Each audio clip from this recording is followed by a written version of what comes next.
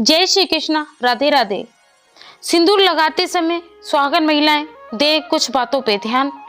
इन बातों का ध्यान रखें वरना पति हो जाएंगे कंगाल और हो सकता है समय से पहले आप अपने पति को भी खो दें। जो महिलाएं सिर धोने के तुरंत बाद सिंदूर लगा लेती हैं या फिर गीले बालों में ही सिंदूर लगा लेती हैं, वो अवश्य सुने और ध्यान रखें। गांठ बांध लें कि ये गलती जीवन में दोबारा ना दोहराएं। तो ऐसे में उनके पति कर्ज में डूबने लगते हैं और अनेक काम धंधे भी ठप होने लगते हैं। इसलिए कहा जाता है कि श्री कृष्ण कहते हैं कि महिलाओं को गीले बालों में सिंदूर कभी नहीं लगाना चाहिए। उन्हें बालों को सुखाना चाहिए, कंघी करना चाहिए, उसके बाद ही सिंदूर अपने बालों में रखें। नंबर 2, औरत अक्सर सिंदूर दूसरी औरतों से मांग कर लगा लेती हैं। याद रखिएगा, गलती से भी किसी का सिंदूर आपको अपनी मांग में नहीं भरना चाहिए। इससे पति के जीवन में बहुत सी दुख और तकलीफ़ों का सामना करना पड़ता है और दुख आने लगते हैं। तो उन स्त्रियों के जीवन में ये महत्वपूर्ण होता है कि वो किसी से भी सिंदूर ना मांगे। उनके पास खुद का सिंदूर है तो ही वो अपनी मांग भरें, अन्यथा कहीं भी अगर वो जाती हैं तो सिंदूर ना लें। बहुत सी औरतें मैंने देखा है कि माताओं का, भाभियों का सिंदूर लगाती हैं, वो महत्वपूर्ण गलत है संपूर्ण तरीके से।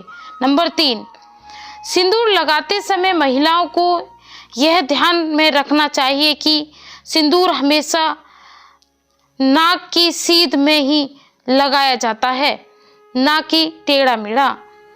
तो आप ध्यान रखें, कंघे से फर्स्ट ऑफ ऑल आप अपनी मांग को सीधा करें, नाक पर कंघा लगाकर ही आगे मांग कट करें और वहाँ से आपको सिंदूर लगाना स्टार्ट करना चाहिए।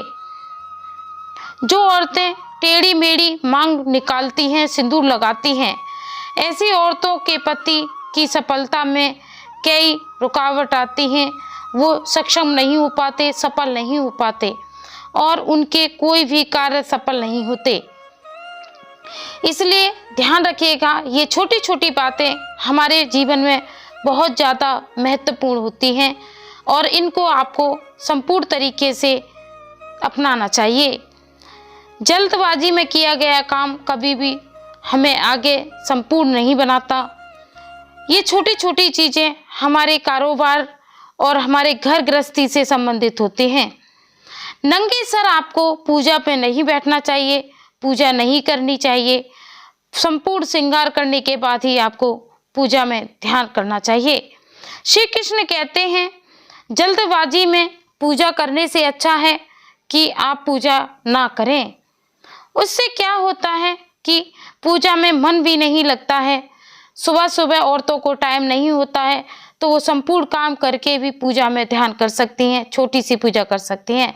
नंबर 5, अगर आप अपनी बिंदी किसी और को लगाने के लिए देती हैं तो इससे आप अपना सौभाग्य उस स्त्री को खुद दे देती हैं। समझिए एक बात, अगर आप अपना सिंदूर किसी को देते हैं तो इससे आपका सौभाग्य जुड़ा होता है, धन लक्ष्मी जुड़ी होती है। माथे की बिंदिया खुद के माथे पर चमके तो ही शोभा देती है। अपनी बिंदिया दूसरे के माथे पे चमके वो अच्छी बात नहीं, इसलिए नहीं देनी चाहिए। नंबर 4, जो औरतें अपनी मांग के सिंदूर को अपने बालों से छुपा लेती हैं और उसे ऐसी औरतों के पति को समाज में सम्मान नहीं मिलता और समाज में उनकी छवि भी लोगों के बीच में छिप जाती है। मांग में सिंदूर छुपाना मतलब अपने पति की पहचान छुपाना। श्री कृष्ण कहते हैं, सौभाग्य से मिला सिंदूर कभी छुपाया नहीं जाता, सौभाग्य से मिली बिंदिया कभी बांटी नहीं जाती। आप अपना श्रृंगार किसी के भी साथ नहीं बांट सकते। श्रृंगार जो आपने लिया है, जो आपने खरीदा है, जो आपने परचेज किया है, वो आपका खुद का है, ना वो आपकी भाभी का, ननद का, सास का, किसी का भी नहीं है। आप भी किसी का ना लें और आप अपना श्रृंगार भी किसी को ना दें, ये सौभाग्य की बात होती है। खुली मांग में सिंदूर कभी ना भरें। खुली मांग में आपको सिंदूर नहीं भरना चाहिए। आपको सर पर चुंदरी, दुपट्टा, साड़ी का पल्ला, कुछ ऐसा कपड़ा जिससे आपकी मांग ढक जाए, आपको उसका भी ध्यान रखना चाहिए कि आपकी मांग खुली ना हो। सर पर कपड़ा रख के ही आपको मांग भरनी चाहिए और चोटी बांधने से पहले आपको अपनी मांग भर लेनी चाहिए। ये श्री कृष्ण गीताओं के, महाभारत के पाठों में कहा गया ग्रंथ है, जो कृष्ण लीला को दर्शाते हुए कहती है कि सौभाग्य से मिला धन, सौभाग्य से मिला सिंदूर किसी को बांटा नहीं जाता। जय श्री कृष्णा। आप इन बातों पर कितना विश्वास करते हैं, इसे कमेंट में जरूर लिखें। धन्यवाद।